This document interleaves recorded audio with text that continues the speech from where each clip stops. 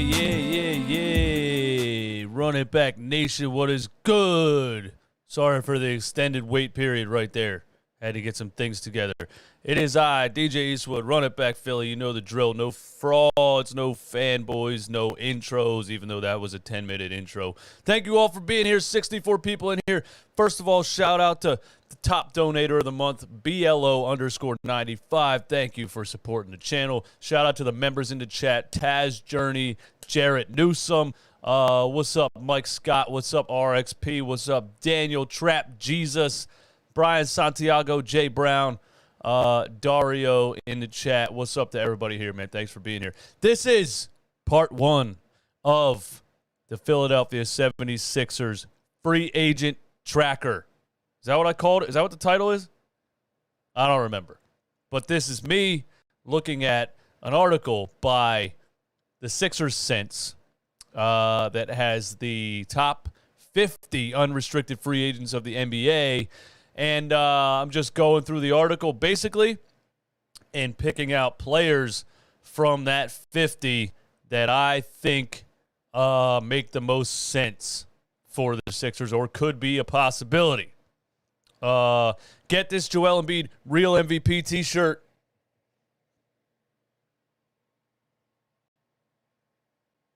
At runitbackmerch.com. Runitbackmerch.com. Join the conversation at any point if you want to join in, give your opinion on players, throw some players out there that maybe I'm not talking about in this episode. Join the conversation in the Discord. The link is in the description. Jump in the voice chat on the Discord if you want to call in that way, or call the show 717-827-6203, and I will take your call, and you can give your input and join the conversation. All right, so first of all, for any of this to be possible,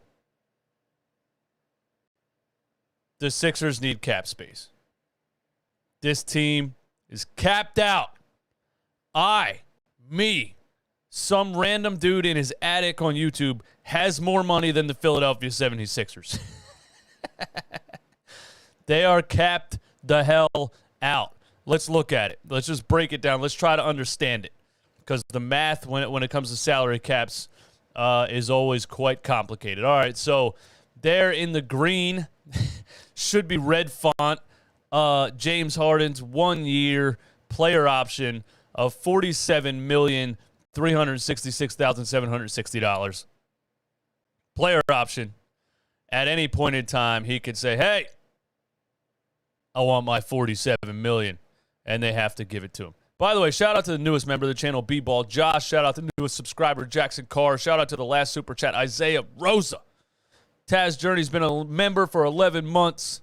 What's up, Taz? He says, Mike Scott, ? LOL. Yeah, you better put that LOL there. Nobody wants no damn Mike Scott. All right, look. James Harden's at the top, $47 million.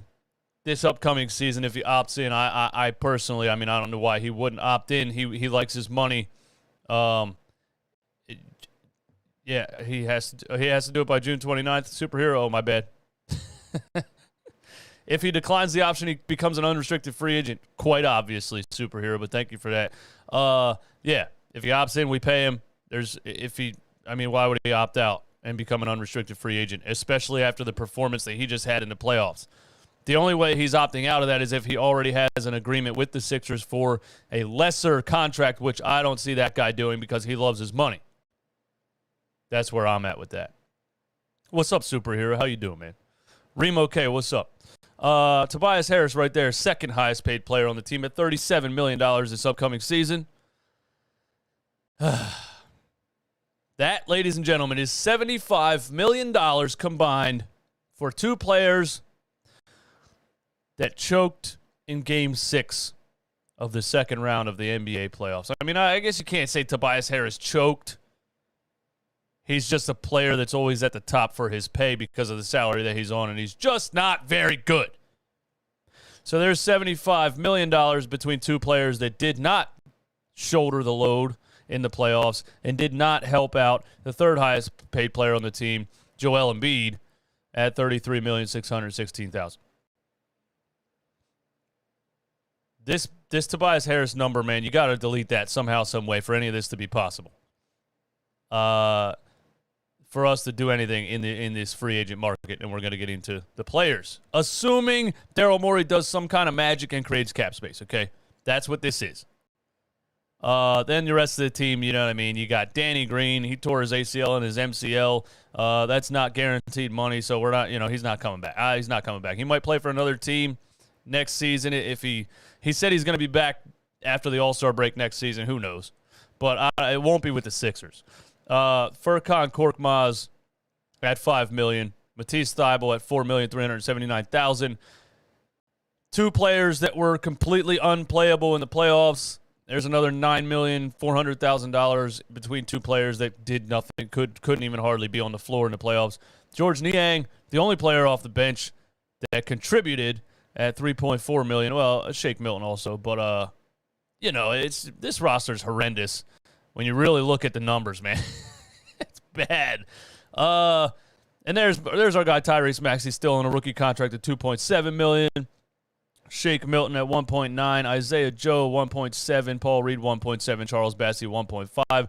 Three players that should have been utilized the entire season to, give them a little bit of experience, see what you might be able to get from them. Doc Rivers did not do any of that the whole season, so those guys are down there at the bottom. And, who knows? Two-way contract, Charlie Brown Jr. Cap holes. This is funny, too, because these players are still on the salary books under cap holds. Mike Scott at $9.5 million. Kyle O'Quinn, DeAndre Jordan, Paul Millsap, Miles Powell at $1.5. $1.5 million two-way contract, man. That's nice pay in the NBA, man. Taxpayer mid-level exception. Exceptions are essentially grants offering teams an additional way to sign players. Exceptions can be split up for multiple player signings. However, only one of these exceptions may be used in a season. They cannot be combined. Mid-level exception, $6.3 million. Trade exception, $1.6 million from the Andre Drummond trade to Brooklyn. 2023 luxury tax holds because the Philadelphia 76ers. You don't know who Miles Powell is, Jay Brown? Come on, bro. He got some burn in the COVID games, man. 2023 luxury tax holds because the Sixers are over the salary cap, which is embarrassing for the level of talent that's on the roster. 2022 NBA luxury tax threshold, $149 million. Total taxable salaries, $153 million. That leaves the 76ers with minus $4.4 million. And their estimated luxury tax bill is $6.6 million. So Josh Harris and company have to pay $6.6 million out of pocket. And, yeah, he's a billionaire, but billionaires are stingy, and they don't like that. They want to balance a team and stay under the salary cap. That's what they want to do. Active roster cap, $153 million. Cap holds $16 million. Total cap allocations, $169 million. 2022 NBA salary cap, $122 million. Current cap space, minus $47.9 million. Minus $47.9 million. This isn't making anybody feel good, is it? Projected practical cap space. So this is calculated by determining all guaranteed salaries plus any dead cap, estimated exercised and declined options, plus estimated retained cap holds and draft pool cap holds. So doing everything you possibly can do to try to get under the salary cap. The Sixers would still be minus $19 million. Maximum possible cap space, and that is with all other options, cap holds, exceptions are assumed as being declined. They would have $28 million in cap space. That would be, correct me if I'm wrong, that $28 million would come if James Harden declines his $47 million player option, which he's not doing. So if James Harden would decline and go somewhere else, we would have $28 million in cap space, but that ain't happening. So there you have it. The Sixers have absolutely no cap space whatsoever without moving one of these big numbers, and the one that's absolutely has to be moved somehow, some way is Tobias Harris. There's the breakdown of the salary cap, all right? And it's depressing. Shout out to everybody in here, man. Let's get into some free agents as my laptop locked because that's cool. Look, who we got first, man? Before I start, I know these players are not great, obviously. So, people in the chat are like, that guy sucks. That guy's trash. He's washed. He's trash. These are free agents that you have to look at and decide, would they make the Sixers team better? Could they contribute off the bench in the playoffs? That's the main question. Let's put it this way. When you look at these players, no matter how bad they might be, no matter how much of a bust some of them are, no matter how washed some of them are, ask yourself this one question. Are they better than Furkan Korkmaz?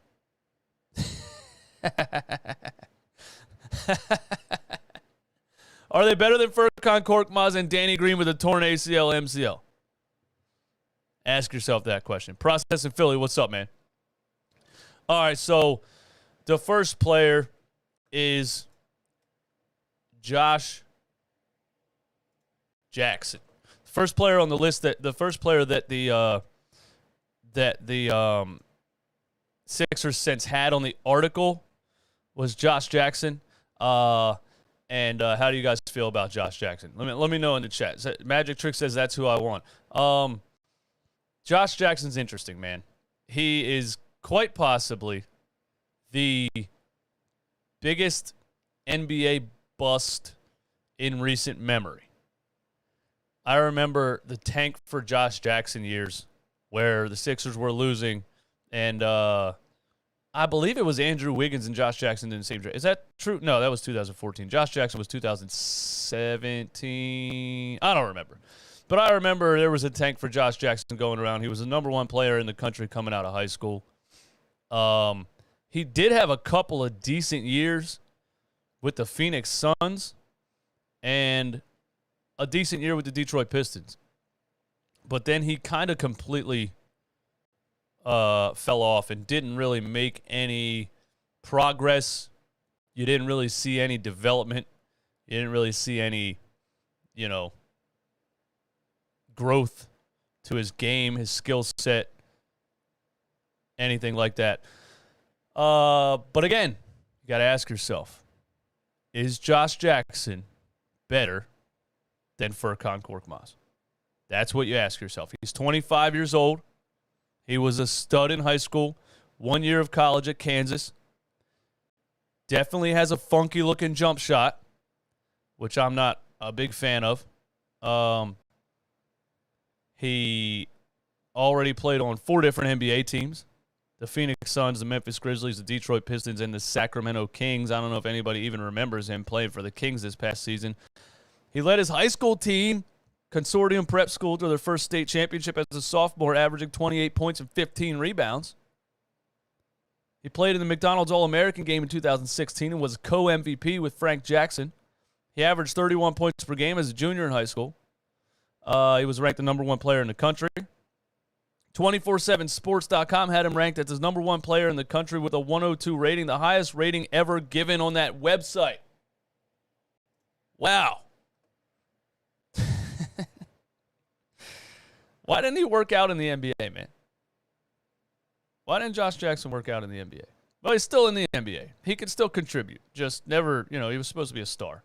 Look, during his only season at Kansas, Jackson showcased his all-around play between scoring, rebounding, playmaking, and defending. Although he started as a power forward for the Jayhawks, not his normal position, both small forward or shooting guard, he still recorded 16 points per game, 7 rebounds, 3 assists, 1.7 steals, and 1.1 blocks per game with the team in his freshman season. So he had a really good college season also. He was the 4th pick in the 2017 NBA draft. His work ethic has been questioned plenty of times. He has also been fined for his behavior in the NBA before, including $35,000 as a rookie for gesturing an inappropriate gesture to the LA Clippers crowd. But is he better than Furkan Korkmaz? He averaged 13 points per game as a rookie in Phoenix, 13 points per game with Detroit. Then he kind of fell off. But he could be a good bench piece for the Sixers. He has size. He has athleticism. He's 25 years old. Did he just have a few bad runs with bad teams?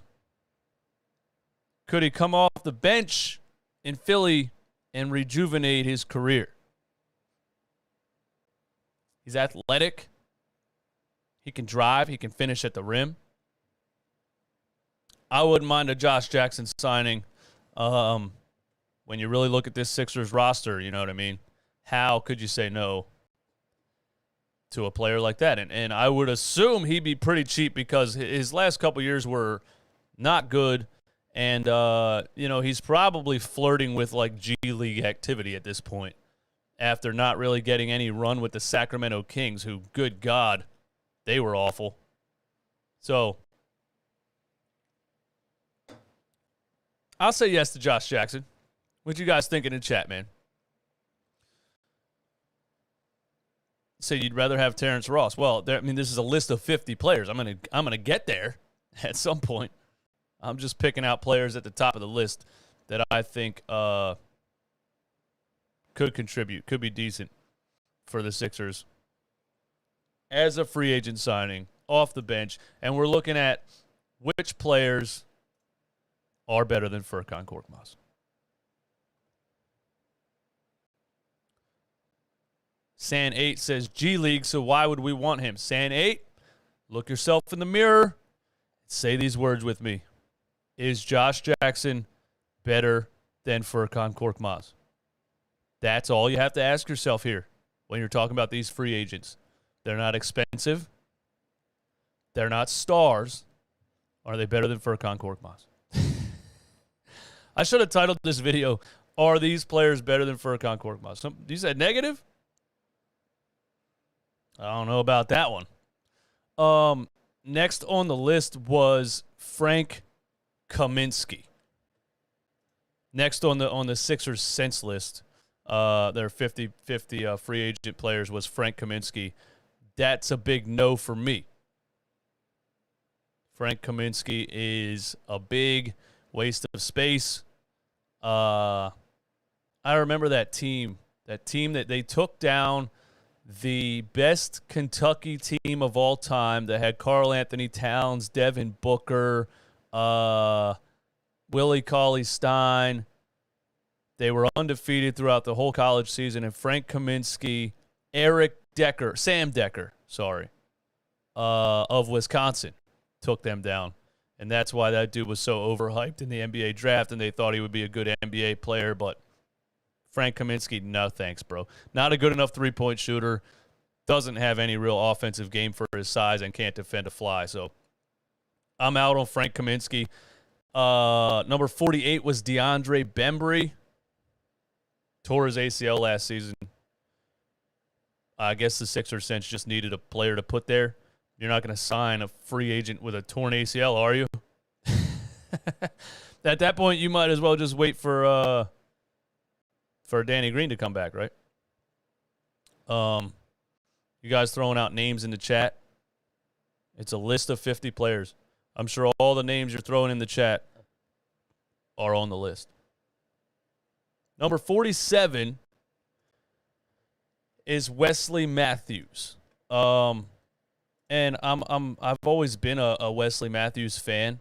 Wesley Matthews' name always comes up when I talk about 3-and-D players. When I just think of like 3-and-D players off the top of my head, I for some reason always said Wesley Matthews.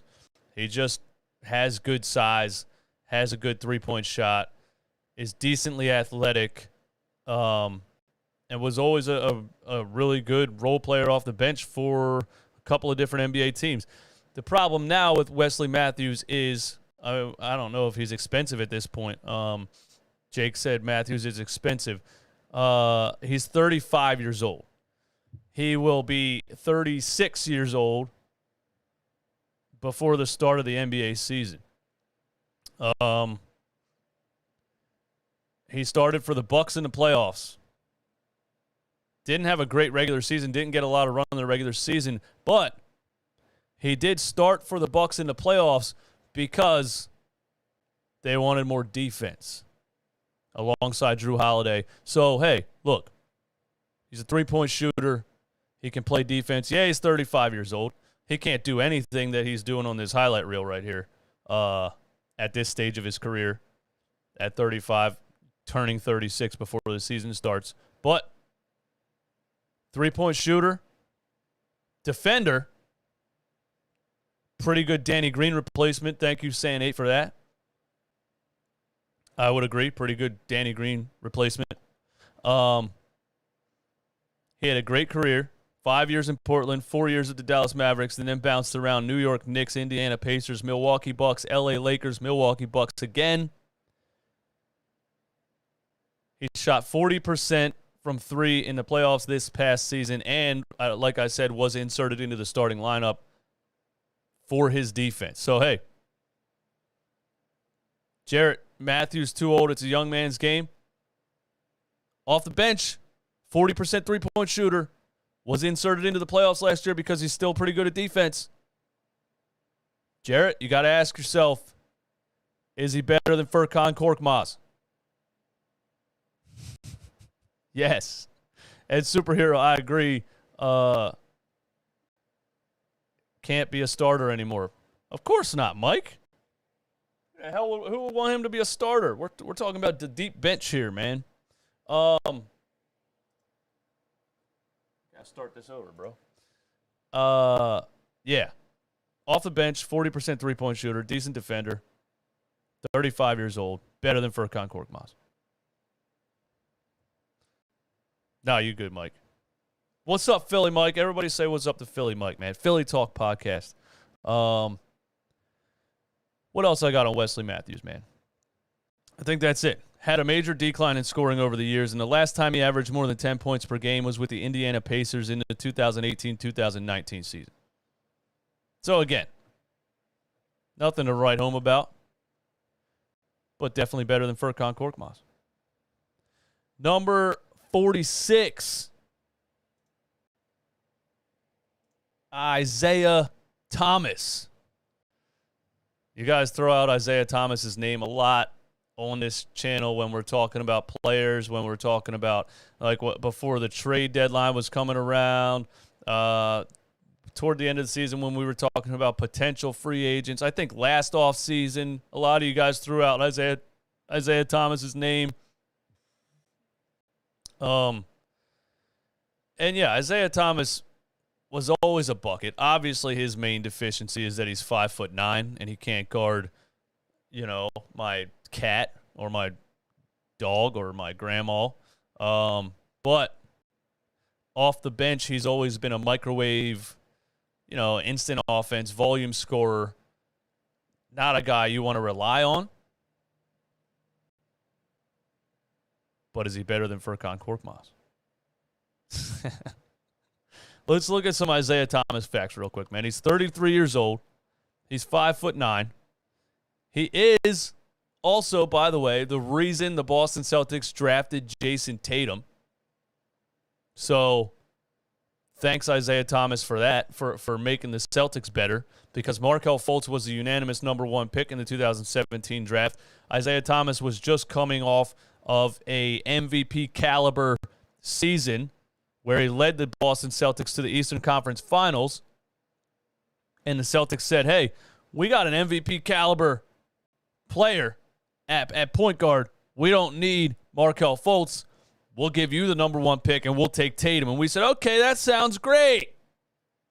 So, yeah, he's kind of the reason the Celtics drafted Jason Tatum. He took the Boston Celtics to the Eastern Conference Finals in 2017, had a 53-point playoff game, second highest in franchise history, had 43 straight 20-point games in that season. On December 30th, 2016, against Miami, he had a 29-point fourth quarter, a franchise record, and 52 points in that game.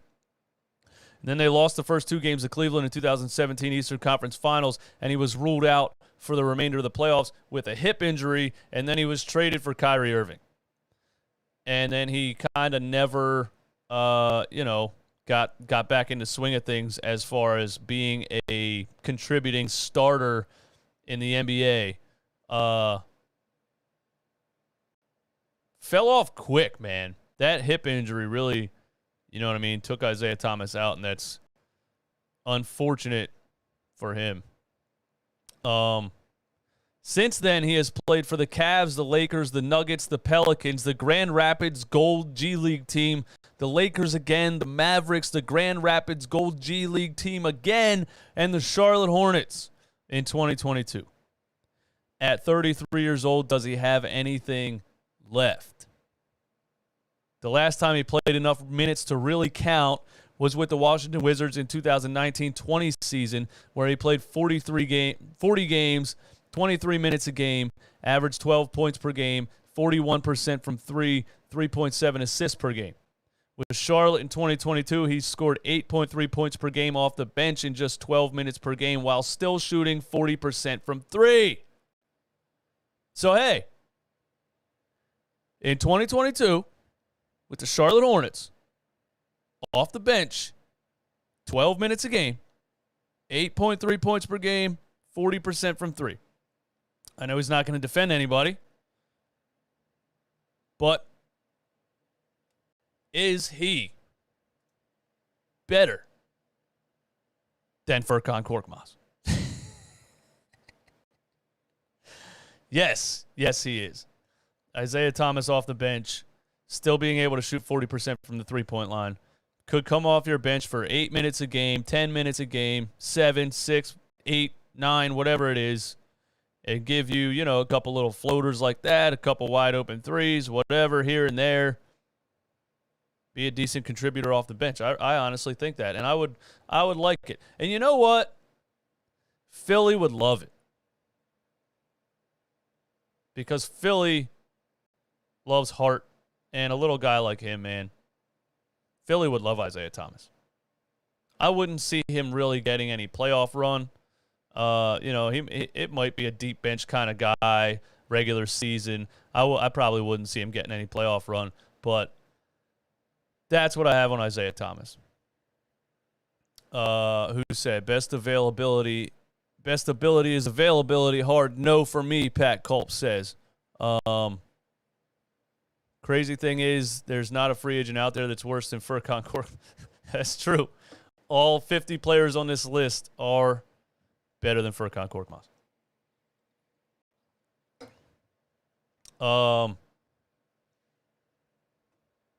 Thank you all for being here, by the way. 198 people in here.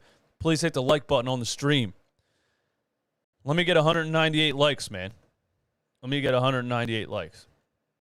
Number 45 on the list was Robin Lopez. No. Nah. That's a hard no from me also, Robin Lopez. I can't go there.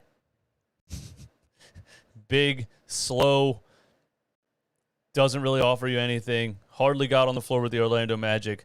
Has the most horrendous hook shot I've ever seen in my life. If I would ever have to watch that guy step on the court with a Sixers jersey on, I would probably stop watching basketball forever. So I'm out on Robin Lopez at number 45. And honestly, Robin Lopez might be done in the NBA. I don't even know if he would get picked up by anybody. Number 44 is interesting. Chris, what's up, man? Chris DeMeo, what's up, man? Thanks for being a member of the channel. Brandon Drolls, thanks for being a member of the channel. Taz Journey, thanks for being a member. Did I say that already? Thomas would bring culture to this team. If he signs a near minimum deal, I would do it. Yeah, I mean, you can't lose.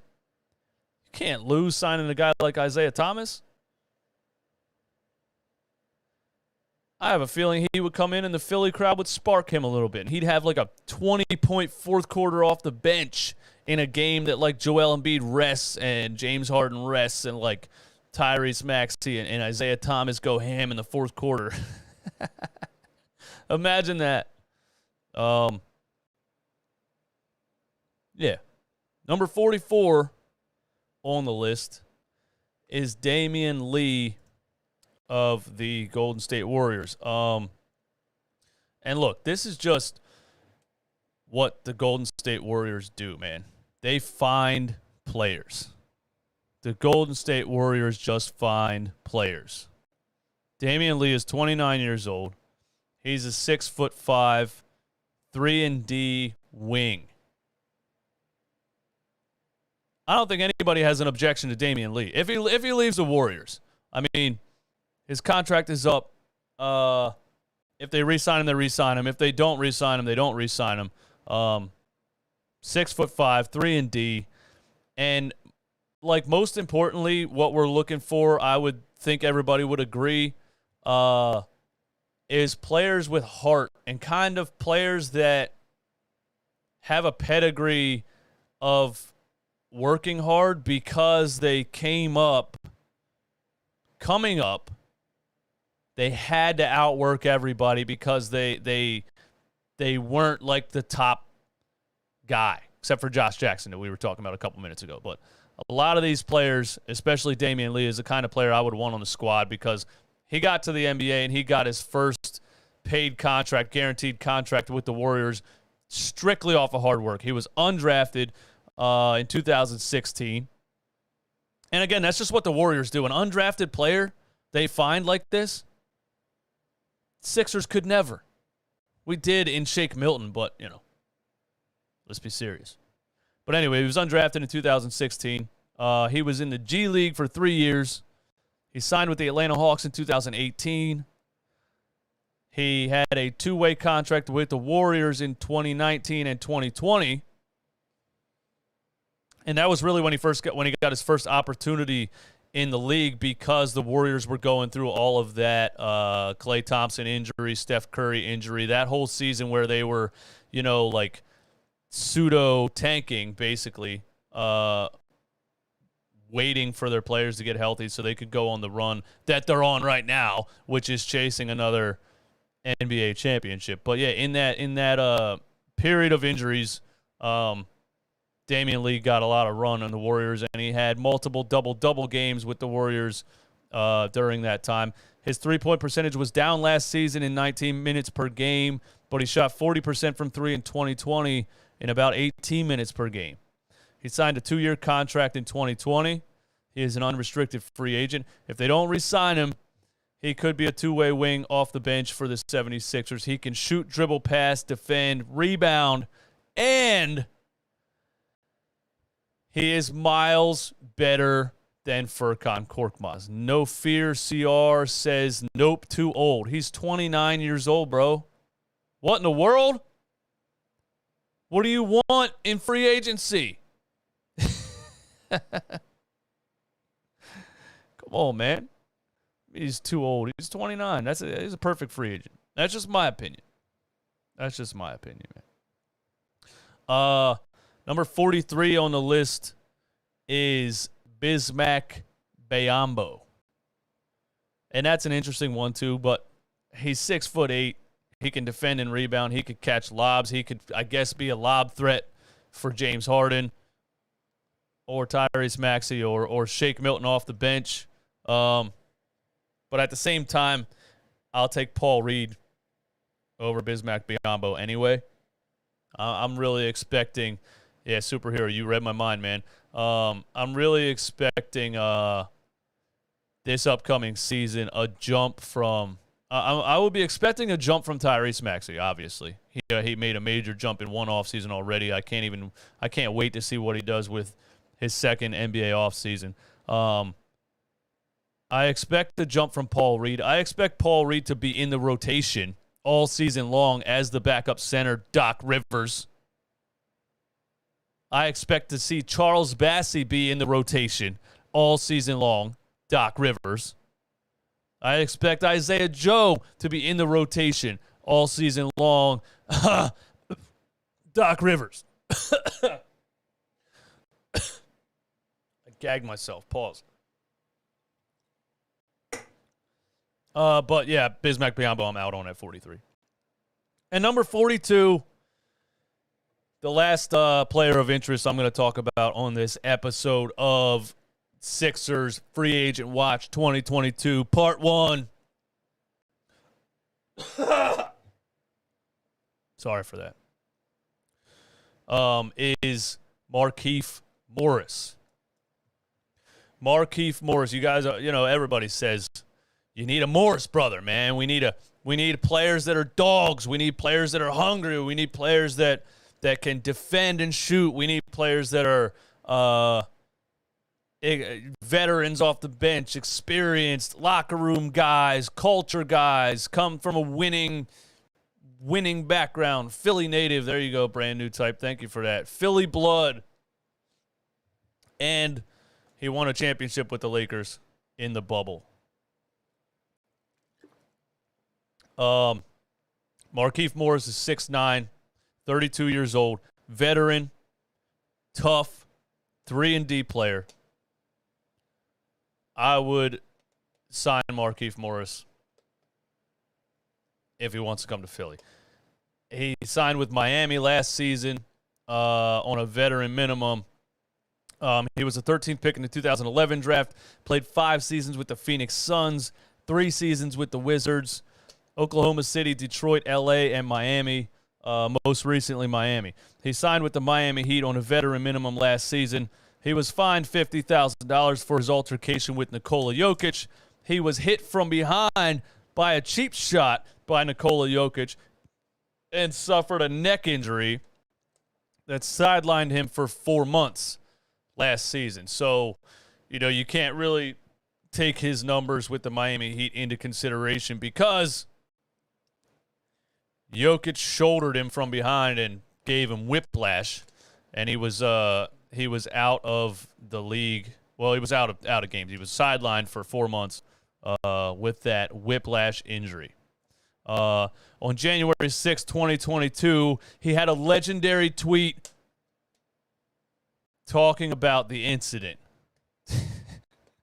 Legion Hoops tweeted, "This is wild. Markieff Morris has missed 30 games with whiplash after his scuffle, air quotes scuffle, with Nikola Jokic." And he quote tweeted and said, "Ain't shit wild about it. It's a real injury. Imagine having a 300-pound sloppy fat boy run full speed and make contact with your spine. I'll be back soon, like I said." And he came back. That's some of the toughness and the grit that I think he was fined for that tweet too. That's some of the toughness and the grit that this team needs. Philly blood. Yeah, so let's just look at some of his stats, most recent stats. The last time he played like heavy minutes on a team was with the Washington Wizards in 2018. He played 30 minutes per game, shot 49% from the field, and is his points per game on here? Oh, there it is.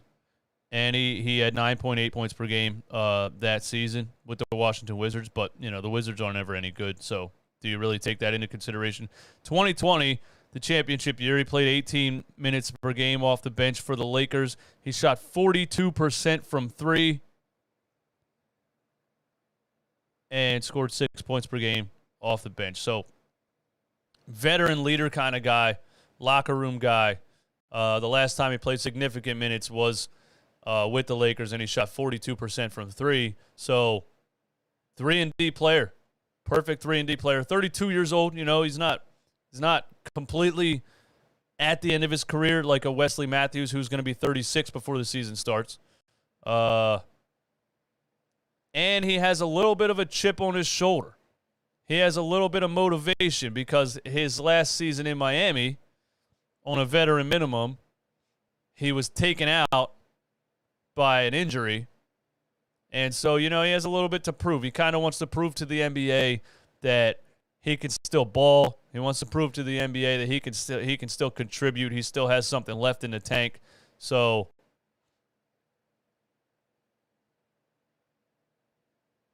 I'd be a big fan of Markieff Morris being in a Philadelphia 76ers jersey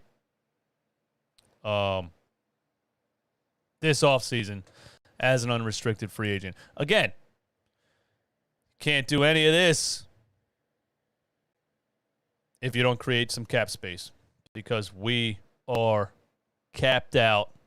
So, Daryl Morey, time's ticking, bro. Time is ticking, Daryl. Make a move, bro. Make a move. What you guys got going on in the chat, man? Raheem says Eric Gordon, Moses Brown, Kevin Knox, Bobby Portis. Yeah. Bobby Portis is never going to leave Milwaukee.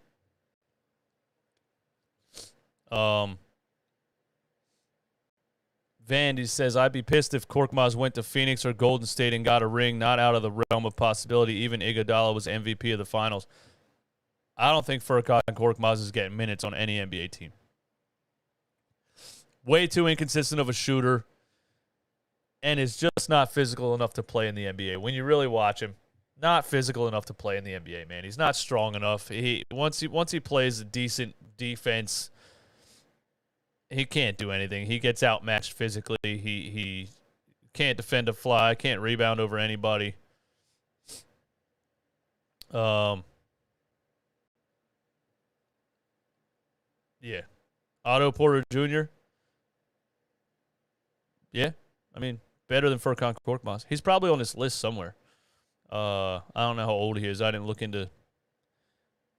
past number 43 yet. So I'll keep doing this next we'll do Monday, Tuesday, Wednesday next week, and we'll go down the list a little bit more and look at some more players in depth. But I think my favorite player off of this episode is probably Markieff Morris, and then Josh Jackson, just for his size, athleticism, defensive ability, and the fact that he's only 25 years old, and he, had some bad years on bad teams, but might be able to rejuvenate his career off the bench for the Sixers. So that's how I feel about it. That's all I got, guys. Thanks for tuning in. Thanks for hanging out. Lunchtime Live. Run it back, Philly. 203 people in here. Still hit the like button for me. That would be much appreciated. And yeah, thank you guys for coming through. Thanks for hanging out. I'll be back soon. Peace.